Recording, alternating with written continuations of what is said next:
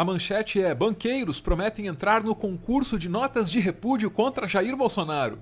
Agora a coisa vai ficar séria.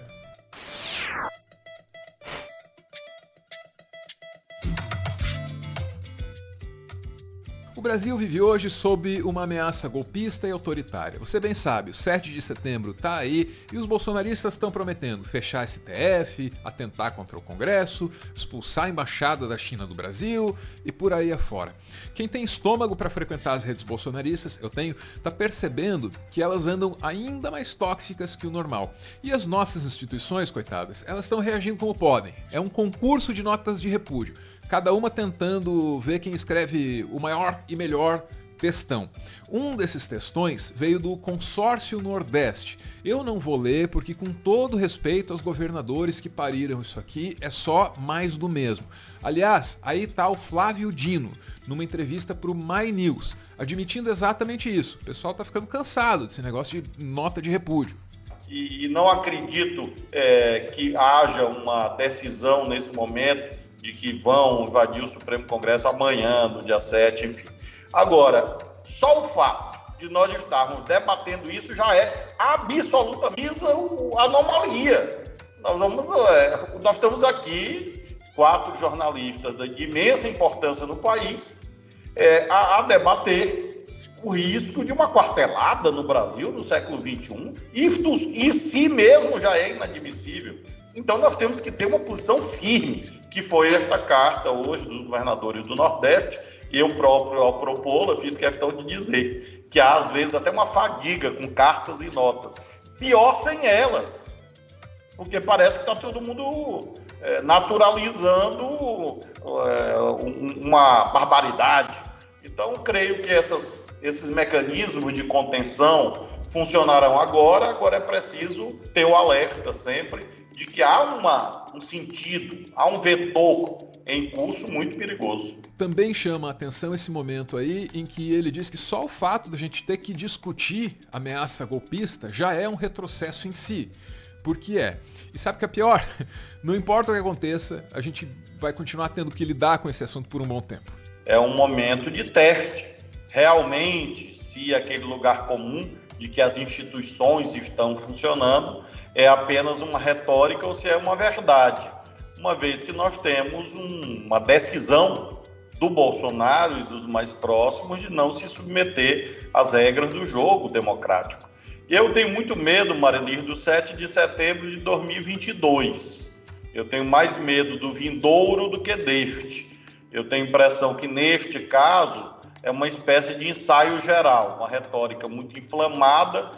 Penso que o Bolsonaro e os bolsonaristas estarão mais radicalizados do que nunca, porém não passarão da intenção ao gesto, ficarão no meio do caminho. Mas é uma marcha, a meu ver, muito nítida. Só não vê quem não quer ver. E aí vale a máxima aristotélica e liberal. O poder vai até onde encontra limites. A questão fundamental hoje do Brasil é limitar essa tendência abusiva do poder que o Bolsonaro encarna. Pois é, o 7 de setembro pode ser apenas um ensaio para o que quer que esteja por vir num futuro próximo. O Dino menciona ali o 7 de setembro do ano que vem, mas tem mais coisa, a eleição, por exemplo. Como é que os bolsonaristas vão reagir a uma eleição cujas urnas, segundo eles, foram fraudadas? Será que esses caras vão respeitar esse processo? E mais, quando você pensa que o bolsonarismo está entranhado nas polícias militares, aí o real perigo se apresenta, não é o país. Mobilização de PMs para ato pró-Bolsonaro em 7 de setembro eleva receios de motim eleitoral em 2022. E no texto, o próximo feriado de 7 de setembro pode deixar sequelas com as quais a democracia brasileira terá de lidar na próxima eleição presidencial. Policiais militares se somaram abertamente nos últimos dias às críticas ao voto eletrônico no Brasil e à atuação de ministros do Supremo Tribunal Federal feitas por Jair Bolsonaro, em uma escalada do discurso autoritário manifestado por parte das forças policiais desde a chegada do presidente ao poder. Nos últimos 2 anos, especialistas em segurança pública e cientistas políticos vêm alertando sobre as alas mais radicais da polícia militar. Agora, com convocatórias sendo feitas publicamente nas redes sociais e em grupos fechados da categoria para que policiais participem dos atos pró-Bolsonaro na próxima data cívica, esses membros especialistas enxergam claros sinais de perigo para o ano que vem. Um cenário especialmente preocupante diante da intenção desenhada por Bolsonaro de contestar o resultado das eleições de 2022. E é aí que a gente precisa reiterar o que a gente já vem dizendo aqui faz tempo. Na melhor das hipóteses, o que a gente tem pela frente é um processo eleitoral tumultuado, potencialmente violento em 2022. Só que para chegar lá, a gente ainda vai precisar passar por muita coisa. E a primeira delas é justamente esse 7 de setembro, agora, de 2021. A gente tem ouvido, uma vez atrás da outra, sugestões de que as Forças Armadas não embarcarão numa aventura golpista, termo que a grande imprensa adora. O próprio comandante do Exército mandou uma indireta lá, bem do ladinho do Bolsonaro. A você, soldado, a gratidão por tudo que fez e faz pela nação brasileira. Presto a você, soldado, a minha mais vibrante e respeitosa continência. O momento desta justa homenagem aos soldados, que muito contribuíram e contribuem para a unidade e a grandeza do Brasil, nos motiva a reafirmar o compromisso com os valores mais nobres da pátria e com a sociedade brasileira em seus anseios de tranquilidade, estabilidade e desenvolvimento. Beleza, mas ainda restam os policiais. E eu não vou ficar repetindo aqui as notícias da semana passada, mas você já sabe, os governadores estão preocupadíssimos com os policiais militares indisciplinados que podem quebrar a hierarquia para embarcar nesses protestos e apoiar, de novo, a aventura golpista. Esses policiais são um problema. E outro problema são os militares de mentirinha. Militares de mentirinha. Civil fantasiado de militar. Sem sacanagem. Malu Gaspar.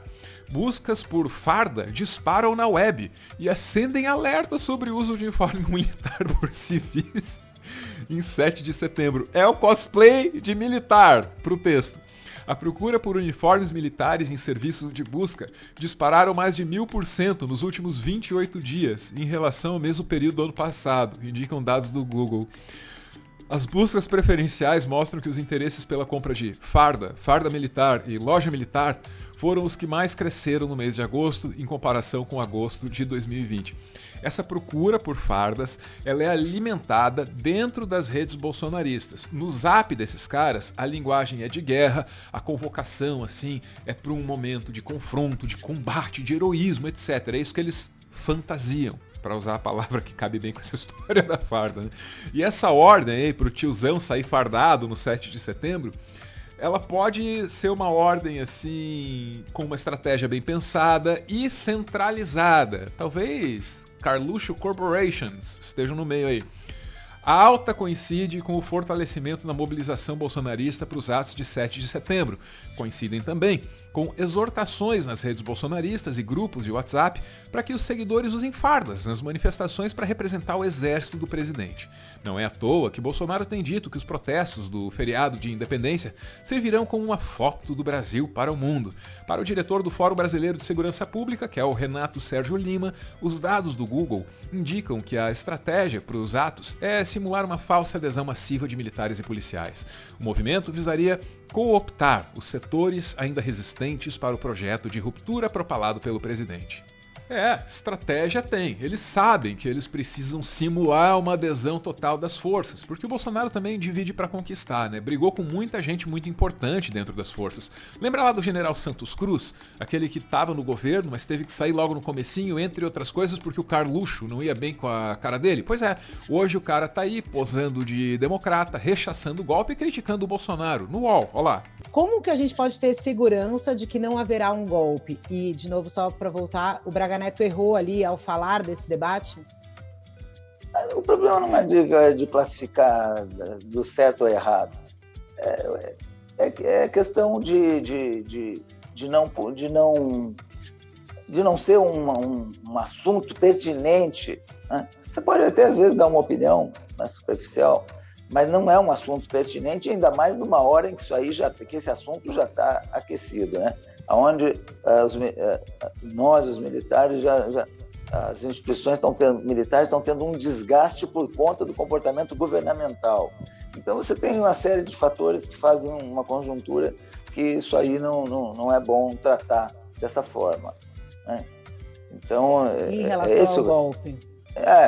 Em relação a golpe, eu vejo o seguinte: não tem a mínima condição de ter golpe. A nossa sociedade não vai aceitar nunca um absurdo desses, né? E nessa mesma entrevista aí, ele diz coisas que ele jamais diria se ele ainda tivesse a boquinha dele no governo. Fala da miséria, fala da vacinação que é lenta demais, fala de irresponsabilidade. Só não cita o nome do Bolsonaro, mas também nem precisa, né? Você não pode considerar que o Brasil ainda se encontra na fase de ter que desviar a sua atenção do trabalho, desviar a sua atenção dos problemas que nós temos, um monte de gente que está passando necessidade, a vacinação que tem que continuar acontecendo, problemas econômicos que nós temos, para ficar se preocupando com golpe. Isso aí é uma falta de responsabilidade muito grande às autoridades que dão margem para que isso aí seja um assunto nacional. Isso é absoluta falta de responsabilidade. Não tem a mínima condição. A nossa sociedade não aceita, todos os setores sociais, eles não aceitam. O Brasil não pode viver nessa mediocridade de ameaças, né? De dizer que não vai ter eleição, de dizer que o sistema é fraudulento, de dizer que vai chamar exército, do meu exército, e por aí vai. Esse monte de falta de responsabilidade só traz intranquilidade, e isso aí não tem nenhuma base real. E tá aí, sintetizada na figura do Santos Cruz, essa tendência bolsonarista de dividir, de acirrar, de brigar, de confrontar. Essa disposição de enfrentamento, ela pode custar ao governo o apoio do setor financeiro. Perder o apoio popular é uma coisa, né? Perder o apoio dos banqueiros é outra. A Febraban é tipo um sindicato dos bancos, sindicato patronal.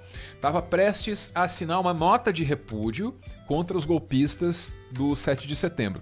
Aí o governo avisou: olha, se é assim, se vocês vão assinar nota aí contra os nossos atos, então nós vamos retirar da Febraban, dessa associação, dessa federação, os bancos públicos, Banco do Brasil e Caixa Econômica, que vão parar de contribuir com dinheiro aí para a Federação dos Bancos. E aí veio o principal. Por que é que a Febraban se dispôs a assinar uma nota contra os atos golpistas? Febraban que, assim, tradicional e historicamente, tá nem aí para a democracia brasileira. Por quê? Febraban desembarca do governo do Bolsonaro em oposição à política econômica de Guedes. E vamos para o texto que é da Adriana Fernandes no Estadão. Não foram a Caixa e o Banco do Brasil que desembarcaram da Febraban. É a Febraban que está rompendo com a política econômica do governo Jair Bolsonaro. A simbologia desse desembarque, após a entidade assinar um manifesto da Fiesp pedindo medidas urgentes para o Brasil voltar a crescer e gerar empregos, é notadamente política e grave para o governo. Mas é também econômica, ao expor a insatisfação diante da escalada de hostilidades entre as autoridades públicas e fazer a defesa de pontos básicos institucionais que garantem o bom funcionamento da economia. Trata-se de uma ação pública radical para os padrões da Febraban, que vê nesse ruído institucional atraso para a recuperação econômica. O movimento já estava a caminho quando banqueiros assinaram, no início de agosto, um manifesto que conectou boa parte da elite da sociedade civil em defesa do sistema eleitoral brasileiro para dar um basta às ameaças do presidente à democracia. Pois é, então a galera da grana também está ficando chatiele com o governo Bolsonaro e pode fazer o que todo mundo tem feito: mais uma nota de repúdio. Acontece que essa nota de repúdio ela chega aí com o dinheiro da Faria Lima, que pode bancar publicação em tudo quanto é jornal, site e outros lugares por aí. E é soterrado por essa avalanche de notas de repúdio que eu lembro aqui do clichê: uma imagem vale mais que 1000 palavras. Estou dizendo isso para te mostrar esse outdoor aqui, ó. É um outdoor de repúdio para sair da pasmaceira das notas, né? Eu não sei você, mas eu tô de saco cheio de nota de repúdio. Quero ver a voadora de repúdio. Quero ver o jab de esquerda e de repúdio. Quero ver a cabeçada de repúdio. O mata-leão de repúdio. A rasteira de repúdio. O chute no saco de repúdio, porque contra golpe vale golpe baixo. Eu quero ver a havaiana voadora jogada pela mãe de repúdio. Quero ver o Hadouken de repúdio. O Kamehameha de repúdio. O Leigan de repúdio. Quero ver o Tiger Uppercut de repúdio. Quero ver a dobra de fogo de repúdio. Quem sabe o Tatatugen de repúdio. Choque do trovão de repúdio. Marreta, que é chapéu de otário, de repúdio. Para continuar fazendo conteúdo e, quem sabe, expandir o projeto, o Meteoro depende de contribuições. A chave Pix do canal é essa aí, pixmeteoro@gmail.com. Você pode ajudar, mas claro, só se você quiser. Muito obrigada por ver esse vídeo até o final!